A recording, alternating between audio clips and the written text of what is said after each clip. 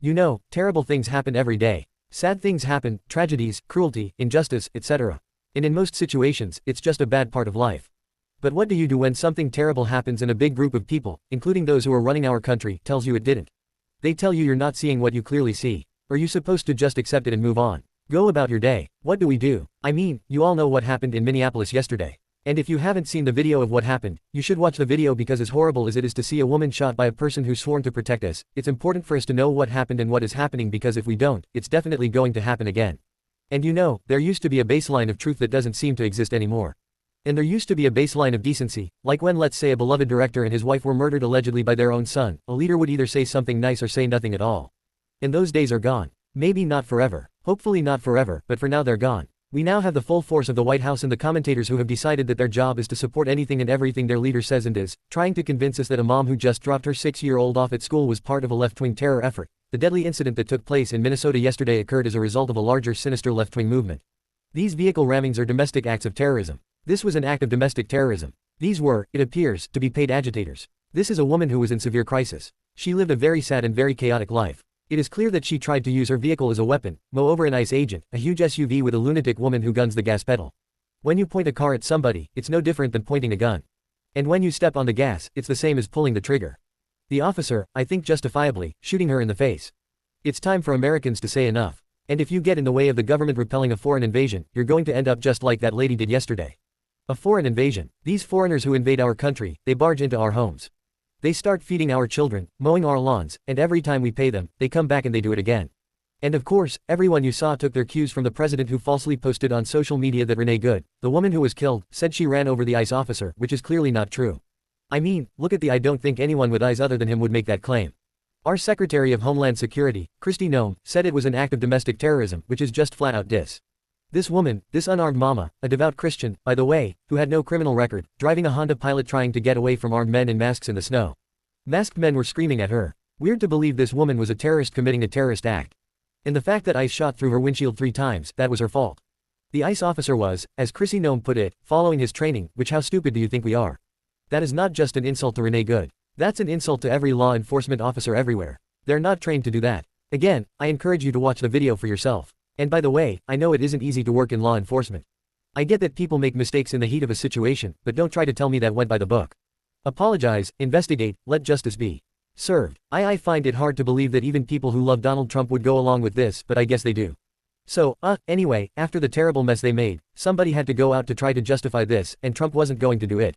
So, he tapped that old sofa pumper J.D. Vance to go out there and do his best to defend the indefensible. And I say attack very, very intentionally because this was an attack on federal law enforcement. This was an attack on law and order. This was an attack on the American people. No, come on. This was not an attack on the American people. This was an attack on one American person. You just suggested that this woman who was killed, Renee Good, is part of a broader left-wing network. Who do you think is behind this broader left-wing network? Well, it's one of the things we're going to have to figure out. But here's the way that I put it. When somebody throws a brick at an ICE agent or somebody tries to run over an ICE agent, who paid for the brick? Great analogy. That guy is as one spoiled Wendy's Baconator away from being the President of the United States. I never thought I'd say this, but I miss Mike Pence. There's a part of me that feels very, very sad for this woman. Not just because she lost her life, but because I think she is a victim of left-wing ideology. Well, we think she got shot by an ICE agent that you and your boss sent into Minneapolis. I think maybe all that Maybelline is poisoning his brain or something because and then we have the engineer who's been driving this crazy train when it comes to immigration. Trump's deputy chief of staff, Stephen Miller, Trump's other little penis. Stephen Miller is said to be the architect responsible for many of Trump's subhuman immigration policies. He also called the incident domestic terrorism. Now, the writer Michael Wolff, who has multiple books about Trump, had an interesting story on his Substack today. He said back in 2017, Steve Bannon introduced him to Stephen Miller, who was a young guy working for Steve Bannon by saying, "Now this is a real fascist." Steve Bannon called him Goebbels. He was the weirdo at the office. Miller, by the way, grew up here. He went to Santa Monica High. He actually got a copy of the high school yearbook the year Stephen Miller went. It's very interesting. We have some photos. He was voted most outspoken, which is I think a nice way of saying most punchable. That's him in the here he is posing. That's a high school student, by the way. That's a look at that hair. You know what? This might be a Lex Luthor type situation. Like he went into a Taco Bell. He got splashed by a scalding hot Gordita Supreme and burned off his hair and he declared war on Latinos for the rest of his life. Here is a weird Stephen traveling alone to the prom. Here he is boldly going where no virgin has gone before. You'd think a guy who dressed up in a Star Trek costume would have more tolerance for aliens, but I guess not. We even found some video from his high school days. Stephen Miller ran for class president in his high school, and this is a speech a child from a wealthy family actually gave his fellow students. Every candidate that's ever been elected has failed through one important thing: action to make the year better. But I will. Okay, here's how. I will say and I will do things that no one else in their right mind would say or do. Let me give you an example. Am I the only one who is sick and tired of being told to pick up my trash?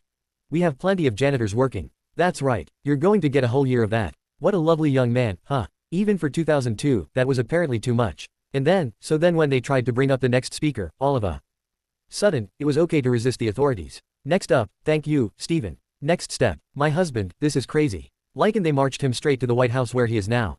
So, he's always been like this and you can read all about it in his new memoir, Born a Douche. I'll get you a copy for your birthday gear moment, D. Meanwhile, you remember that a newspaper, the New York Times, the one Trump says is fake and failing and biased and he's suing for $15 billion. Well, yesterday he sat down for a 2-hour interview with them, which is a lie. You know, you spend 2 hours in the Oval Office, there's a good chance someone's going to come in and spray paint you gold. So, but in October, Trump sued the Times for defamation. He was able to somehow put that aside for his two favorite activities, sitting and talking about himself. This is a photo from the interview shot from the hidden camera Putin had installed. They haven't released the whole interview yet, but I'm hoping they asked if he made a New Year's resolution because oh well, this is interesting. According to a study of 182 cities, residents of Seattleites are the most likely to keep their New Year's resolution. Seattle is the healthiest city and people tend to go along with what they decided to do. LA clocked in at 43rd place and in last place Butterfried Twinkies Arkansas. In second place was Scottsdale, Arizona. If you live in Scottsdale, you are very likely to keep your resolution, especially if your resolution is to wear more turquoise. I didn't make a resolution this year. I'm so perfect I couldn't think of anything. But and same with a lot of us here at the show. So to come up with ideas, we tried something fun, an experiment.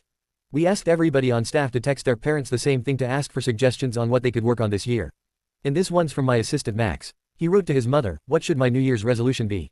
Anything you think I should work on. His mother wrote, pay your own cell phone bill. That text cost Max $1,100. One of our segment producers, Harry, asked her mom the same question. She said, what should my New Year's resolution be? What could I work on? Her mother said, you should definitely work on trying to answer my texts the same months I send them. Okay, I'll try. This is from Gabby to her mom. Thinking of doing a New Year's resolution. Any thoughts? What could I work on? Her mother responded, here's an exchange between our producer Flory and her dad. She wrote, do you have any New Year's resolutions for me? He said, take a cooking class as you seem to enjoy cooking and baking. Maybe a wine course after that. Keep enjoying dining, but reduce the portions a little. Keep in contact with all the friends you made in your life. Thank you, Dad, for the eating disorder. And finally, well, Jamie is one of our writers. Jaime's mother always has something good to say. Thinking I'll do a New Year's resolution this year. What do you think I should do? Mom says, I'm glad you asked because I was just talking to Betty about this. You should stop sticking out your tongue during pictures. Just a nice normal picture. No head tilt, no tongue out. Be regular with your face. Here are a few examples I showed Betty. Jamie goes, did Betty agree? She says, yes, everyone at Mahjong agreed. You showed everyone at Mahjong. Sure, I didn't want to be rude. Well, thank you parents. We're all glad we moved. And one more thing, it is Thursday night and that means it's time to bleep and blur the big moments of the week on TV. Whether they need it or not, it is this week in unnecessary censorship. There was a time when was for God, for King, for glory, for Americans. We expect to see in Venezuela of all kinds, long, short. We'd love this all kinds of I hope everyone's inspired to go eat A for lunch after this briefing. So when he first got elected in January, biggest ever we talked about so really I think Matty G has an idea. You have an idea? You take a hot steaming well, no. I had a couple say, look, I could have Trump call me all the time.